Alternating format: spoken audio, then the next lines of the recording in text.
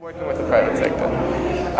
So I'm here today with Minister Hakima El Haite, who will be leading COP22 at the end of the year. I'm the special envoy. Minister Haite is the special envoy to COP22. Thank you so very much for joining us today. Thank you for inviting me. And so today we're having the Climate Action 2016 conference. What is your feeling around the conference? What do you think people should take away from it, and how will it feed into COP22? I think that today we have a conference which is in the heart of the COP22 agenda. You know, COP22 agenda is an agenda of actions. Yeah. We spent many years negotiating. We were able to have this famous agreement in Paris, but as famous as it was, this is an agreement. So now we need to switch from the negotiation mode to the implementation mode, and this conference is really the one we need, and the one we need also to repeat in each country, everywhere around the world, to learn about what is happening, what the non-state actors are implementing. And yes, this is the way for changing the paradigm, and this is the way to say or to give a signal to all the developing countries that we are really working to make it happen. We are really working to reach the objective of Paris Agreement. We are really working and implementing concrete actions to fulfill the promises of the SDGs. And so it's wonderful what is happening now. Absolutely. So I just want to pick up on the non-state actors. So you've been emphasizing their importance in taking action.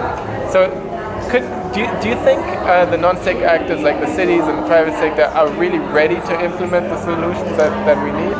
You know, I think that we were astonished 2 years ago to discover that they were already implementing. And I gave a figure of around $500 billion, which was dedicated to renewable between 2013 and 2014. And this is private sector money, and it means that private sector is already there. Territories, yes, some of them are already involved, and we had seen some experience from everywhere around the world, saying that we can create tomorrow smart cities. But the deal now and the challenge now is to make it worldwide, to change the culture, to change the developing mode, if you want. We need to have a new model of development, because it's not a luxury, this is a necessity. And we need to switch from this society to a new civilization with a low carbon emission civilization. Absolutely. And COP22 is going to be in Marrakesh in Morocco. So what do you think the meaning of that will be for the region, for Middle East and North Africa, as well as for Africa more broadly?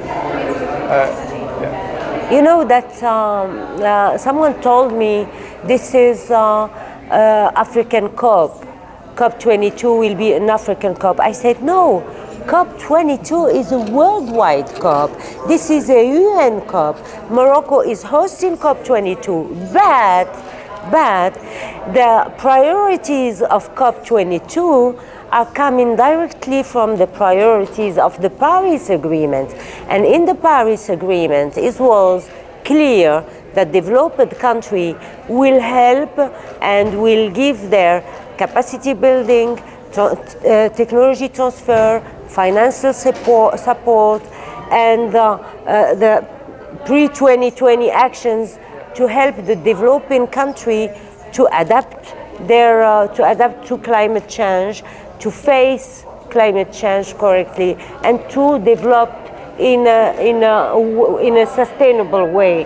And in those countries, developing countries, 40 countries around the world, the 50 poorest countries around the world are in Africa. So the COP22 should answer to the African voice, should answer to the small island voices who are asking for urgent actions to survive. This is a question of survival. Absolutely. And so really it's our generation that's already feeling the impacts of climate change. So we've seen that, 2015 was the warmest year. In February we had the greatest acceleration of global temperatures. The coral reefs around Australia have been bleached.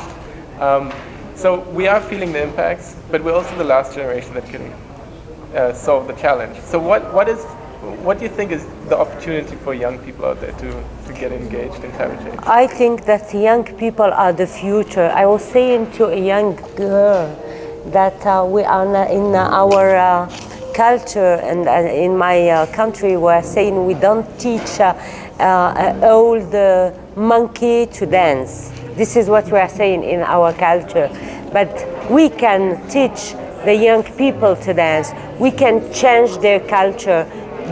You will be the new generation of mayors, of politicians, of prime ministers, you will be the generation which have to change the paradigms. So I think that the youth can bring innovation, can bring hope, and I think it's very important to involve them in the negotiation, to make them understand what are the challenges, what we need for tomorrow, and they are able to innovate for us. Fantastic. I completely agree, and that's really a lot of the work that we do. So to inspire young people to express themselves and also be part of the COP process and the international processes. So we thank you wholeheartedly. It's me, thank you. And we look forward to working together this year. Thank you, and hope to see you in Marrakesh. Oh, we will be there because... With the youth. Yes,